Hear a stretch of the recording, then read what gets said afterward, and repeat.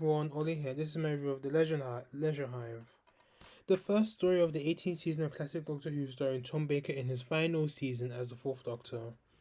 The Leisure Hive is the 110th story overall. It's 4 parts long and is written by David Fisher. So the plot for the Leisure Hive is as follows.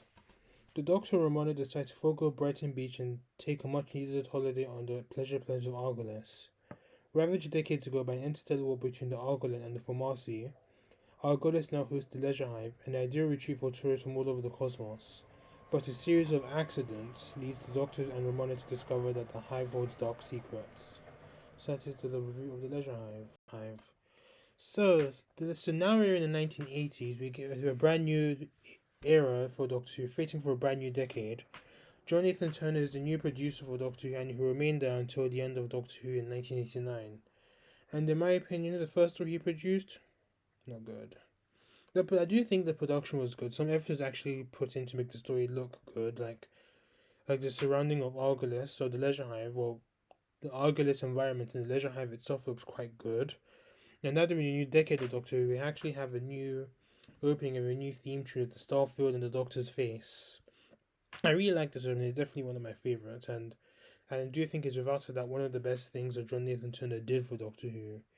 He also changed the incidental music from instead of like the dramatic orchestra like music from Paddy Simpson, so from Dudley Simpson, we actually get a new incidental music done by Peter Howell and Paddy Kingsland, which I really liked, and it was pretty much indicating that Doctor Who was ready to move along with the times. The script was alright. You can tell there's a lot of stuff like the humor was removed from the story. What was left is what we got. The plot was quite subpar to be. I mean, sorry. And plus, I think, and what was left was actually quite subpar, and it was quite hard to understand because this story actually does explain a lot of about tachyonics, which is actually a real life scientific topic, and they don't even care to explain what it exactly is. And so if you didn't know what tachyonics were, good luck to you. And obviously, I think the basis for this season was for John Nathan Turner and the new script editor Christopher H. Bymead.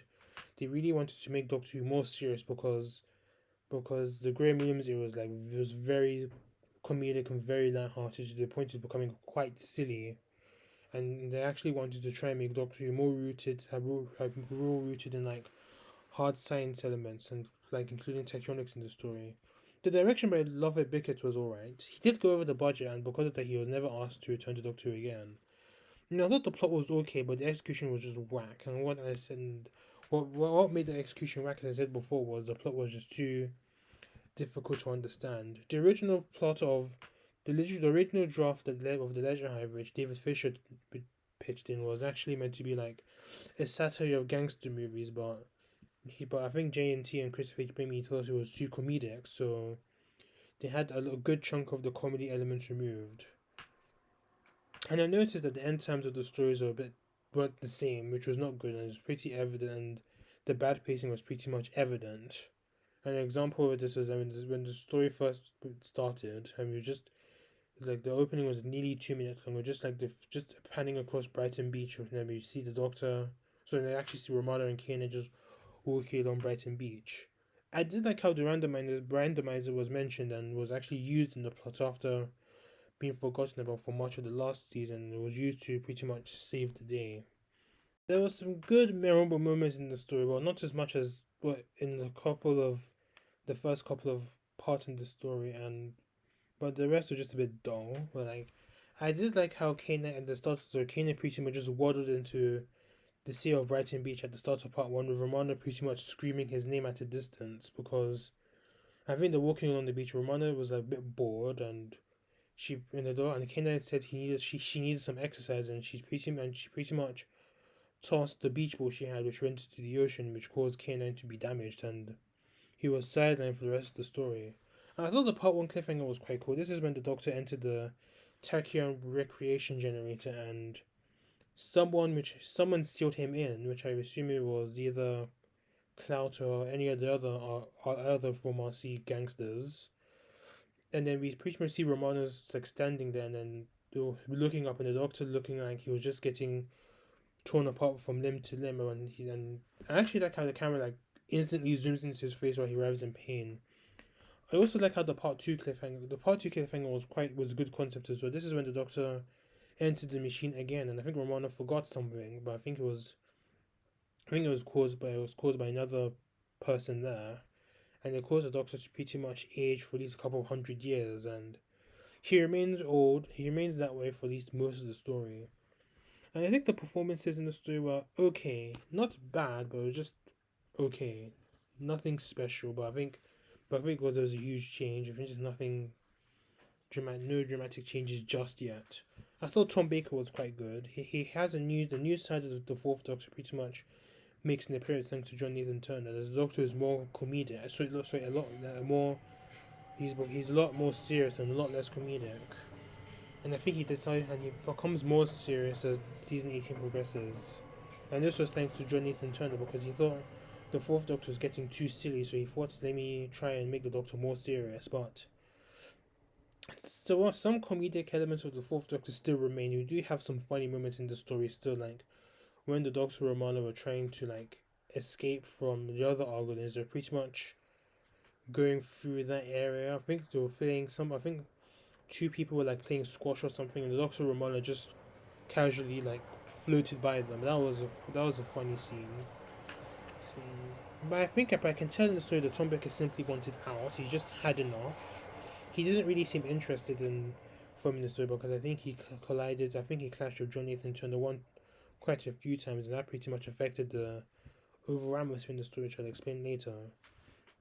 I mean, he still did a good job. But I think one of my favorite pieces of acting from Tom Baker in this story was when he became old thanks to the Tachyon recreation generator, and he pretty much remained old for the rest of the story. And I kind of liked how before I think they'll just instantly find a cure for the Doctor midway through that part, but he actually does remain old for at least until the story's conclusion, which was a good idea, which allowed the Doctor to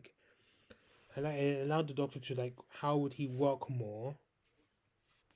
How would he work now that he's like older and he's a lot more like he's more sensitive and quite sensitive to like his surrounding environment and stuff like that, which was a good idea, so to speak. But Tom Baker acted it very well. I don't think he really liked acting old for some odd reason.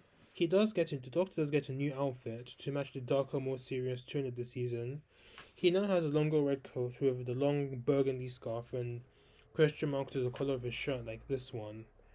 And then Tom Baker didn't really like it, and his successors didn't really like the question marks as well, as they thought it was too gimmicky. I really like this new outfit. I didn't really like the Doctor's red coat and red scarf in this when I was younger, but watching it now is definitely growing on me.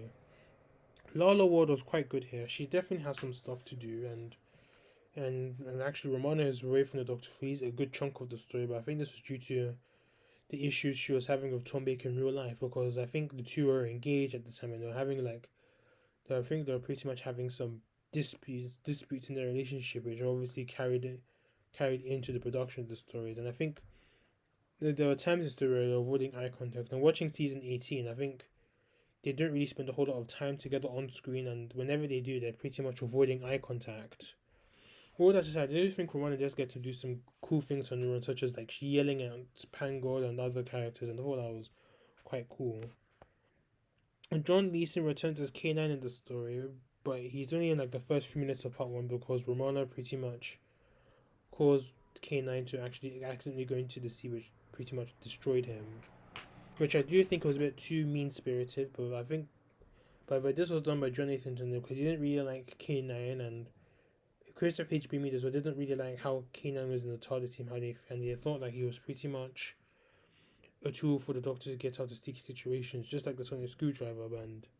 And that pretty much that gets destroyed at the end that towards the end of the next season. Oh, now on to the side cast, and I thought they were quite dull, to be honest. We had Mina. She was the consort of Morex, who was the chairman of the Leisure Hive, and she replaced him when Morex died. She was suffering from old age, and she needed the Tachyon recreation generator to like rejuvenate her and help the other Argolins. I thought she was an okay character. I think, but most of the story she was pretty much in pain, or she almost died, but then she pretty much comes back to normal when she enters the generator, and and she's all right, and then she pretty much has to take care of Pango, who is turned into a baby. We had Morek, the Leisure Hive chairman, and he didn't want to sell Argus to the Formasi because he didn't really trust them, and he ended up dying of old age. Brock, he was a human businessman, and he represented the Formasi of the West section, or something like that. And he went in the disguise as, and the Formasi pretty much was disguised as him, and in an attempt to try and get the Leisure Hive sword, and he worked with Clout, his partner, but they were exposed by a Formasi investigator, and they were killed when Pango shot his ship down. And we also had Harden. He was an assistant. He was a scientist from Earth brought in to work on the tachyon generator in order to try and rejuvenate the Argolans. His assistant Stimson tried to convince him to to pretend that the successful experiment was actually going on, even though it wasn't. The reason why they did this so they can get more funding. He aided the Doctor and Romana to help fix Mina and the rejuvenation machine. Then Stinson, Harden's assistant, he was killed by Clout. And Clout, he was a member of the Formasi West Lodge and pretended to be Brock's lawyer. He was responsible for pretty much the accidents that was going on in the Leisure Hive, and they simply did this so they can actually to try and convince the Argolans to sell the Leisure Hive to them, to convince the Argolans to sell their planet to them.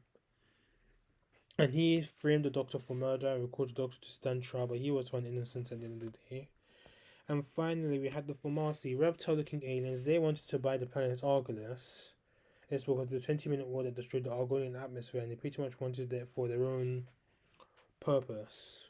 And the Formasi of the West Lodge, they were like the gangsters of the story.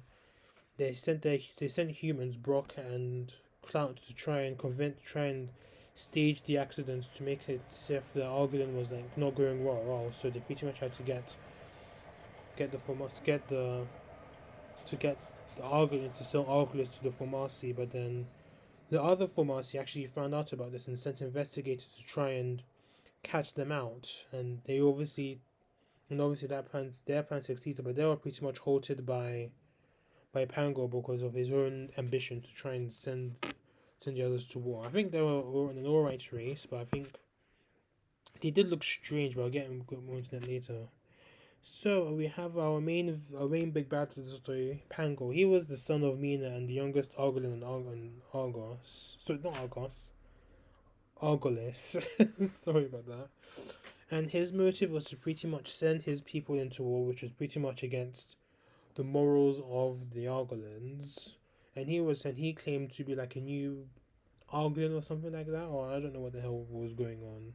And he wanted to use the tachyon machine to try and create an army full of his clones, but then the machine actually cloned the Doctor, not him, which caused his plan to fail. And then he pretty much tried to hold Mina hostage in the rejuvenation machine, but then it was fixed, and thanks to the randomizer being installed into it, and it turned him into a baby and turned Mina right as rain. I didn't really buy this guy as a villain. His actor was alright, but I just think that this guy as a villain was just not very good, because I think he was a bit too over the top. And now the many faults with the Leisure Hive. Some I would have mentioned already, such as the plot was just simply too complicated to understand. And just aside from the stuff about the tachyonics, I think it was just a mess. And the correlation with why the West Lodge from RC was hellbent and wanting to sabotage Leisure Hive so they can get the planet sold to them, and Plango's old plans to send the Argonauts into war. The correlation was pretty much non-existent. I think it was just two different side plots running together. It just seemed very confusing. Plus, the Doctor and Romana, they did a lot, but they didn't do a lot compared to other stories, and it was just they did end up saving the day, but I think they were just there for the story, for the purpose of it. Plus, as I said before, I think the tense atmosphere that was caused behind the scenes, which was caused by Tom Baker and Lala Ward's relationship issues, and Tom Baker having issues with John Nathan Turner, it really ruined the story, and it almost looked as if everyone was uncomfortable, including the main actors themselves. And as I said, the pacing was quite bad. This was obviously due to a lot of the lighthearted stuff being removed, and what remained was just to show what the story was supposed to have been. And as a consequence, the story pretty much underran for some aspects of it, and all four parts of the story pretty much ended at different times. And that pretty much was a result of, and that was the reason why we had the 2 minute pan across Brighton Beach. So to conclude, I think the Leisure Hive is a very shaky start to the Jonathan Turner era. I give my thoughts on the Jonathan Turner era in probably the 18th edition of Oli Ranks, but it was a shaky start to season 18 on Doctor Who in the 1980s, which is a very uneasy indication of what's to come over the next few years of the 80s. So I gave the Leisure Hive a 4.5 out of 10. My next review will be Meglos, which sees a familiar face return to Doctor Who, but under a different role. Thanks for watching. Please let me know your thoughts of the Leisure Hive and Jonathan Turner as a showrunner. Please subscribe to this channel and follow me on the social media sites listed below in the description box. Until then, see you later.